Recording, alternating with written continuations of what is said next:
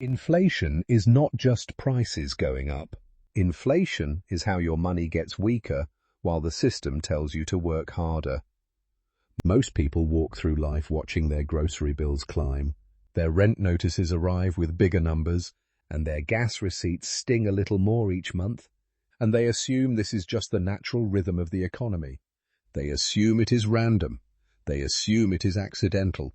It is not. Inflation is a feature of the system, not a flaw in it. Understanding that single distinction changes everything about how you see money, wealth, and economic power. When prices rise, wages lag behind. Savings quietly lose their purchasing value. Debt becomes cheaper for the people who borrowed big before the inflation hit. Assets rise in value for the people who already own them. This is not coincidence. This is the architecture of how modern monetary systems function. And that architecture does not hurt everyone equally. It hurts workers first. It helps asset owners first. The moment you understand that, you stop asking why things are expensive and start asking who designed the system that makes them expensive. Here is the part most people miss entirely. If you earn your money through wages, inflation attacks you directly and without mercy. Your rent goes up, your food bill goes up, your insurance premiums go up, your fuel costs go up, but your paycheck does not move fast enough to match any of it. Employers do not automatically raise wages when inflation rises. Wage adjustments are slow, negotiated, and often insufficient. By the time your income catches up, the prices have already moved further ahead. You are always running behind. You are always losing ground. This is the wage trap, and millions of working people live inside it every single day without fully understanding why their financial situation feels like it is deteriorating even when they are working harder than ever. The answer is not that they are failing. The answer is that the system is structured to extract value from labor and transfer it elsewhere. Every hour you work for a fixed wage during an inflationary period, you are effectively working for less than you were the month before. The purchasing power of that wage is shrinking in real time, and no one is sending you a notice about it. If you own assets, inflation can actually protect you, and in many cases, make you significantly wealthier. Real estate rises in value. Stocks can rise. Business revenue can rise as prices increase. Debt becomes easier to repay with weaker dollars because you borrowed stronger dollars and now repay with cheaper ones. This is the fundamental asymmetry that separates the financial experience of the working class from the financial experience of the ownership class. That is why the wealthy do not fear inflation the same way workers do. They have positioned themselves on the right side of the equation. The system rewards people who own, borrow strategically, and control assets. It punishes people who only save cash and depend on fixed income. A person holding $10,000 in a savings account during a period of 7% inflation is losing $700 of purchasing power every single year, while the account balance stays the same. A person who owns a rental property during that same period is watching their asset appreciate, their rental income rise, and their mortgage debt shrink in real terms. Same economy, completely different outcomes. The difference is not intelligence or effort. The difference is position.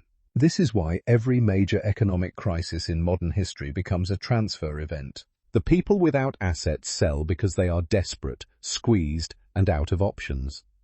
The people with capital buy because they have liquidity, patience, and access to credit. The people buried in consumer debt get crushed under rising interest payments. The people with strategic leverage expand their holdings at discounted prices. Wealth does not disappear during a crisis. It moves. It transfers from the hands of the unprepared to the hands of the positioned. Inflation is not just a financial problem, it is a power problem. It is a mechanism through which economic control concentrates further into fewer hands, while the majority of people are distracted by the symptoms, the high prices, the shrinking paychecks, the impossible housing market, without ever examining the cause. Understanding this is not about becoming cynical, it is about becoming clear. Clarity is the first step toward building a position that works for you instead of against you. There are 5 signals every economically aware person should be tracking consistently. The first is wage growth versus price growth. If prices are rising faster than wages across the economy, workers are losing purchasing power in real time, and that gap represents a direct transfer of value away from labor.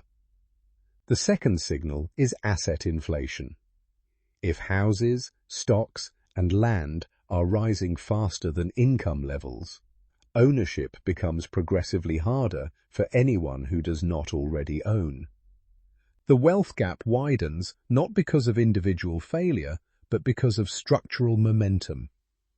The third signal is interest rates. When central banks raise rates to fight inflation, small borrowers feel it first and hardest. Large institutions and governments can absorb higher borrowing costs. Individuals and small businesses often cannot. The fourth signal is government spending. Increased spending without proportional productivity growth often creates additional pressure on currency value over time. Understanding where money is being created and deployed tells you a great deal about where inflation pressure will appear next. The fifth and most important signal is simply this: always ask who benefits. When money gets weaker, who gets stronger? Follow that question consistently, and you will understand more about economic power than most people ever will. Legacy Tactics was built on a single conviction. Most people are taught economics like it is abstract theory, something for academics and analysts to debate in journals and conference rooms. But for families trying to build stability, for founders trying to grow businesses, for workers trying to protect their income, and for small business owners trying to survive volatile markets, economics is not theory. Economics is survival. When inflation moves, your strategy has to move with it. You cannot afford to be reactive. You cannot simply complain about prices and wait for someone else to fix the system. You have to understand the system behind the prices. You have to understand why the prices moved, who benefits from that movement, and what structural position you need to build to stop being on the losing side of every economic shift. That understanding does not come from mainstream financial media, which is largely designed to keep you consuming and compliant rather than informed and empowered.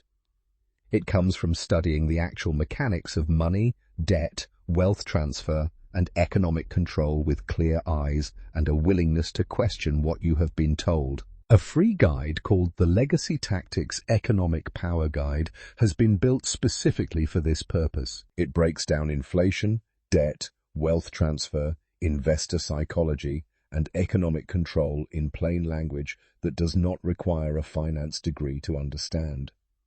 It is designed for people who are done being confused by the system and ready to start understanding it clearly enough to make better decisions.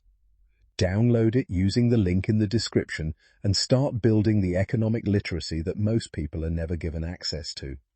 Subscribe if you want to continue understanding money, power, business, and economic systems without the propaganda layered on top. The content here is built for people who are serious about understanding how the world actually works financially and strategically. One final and important note.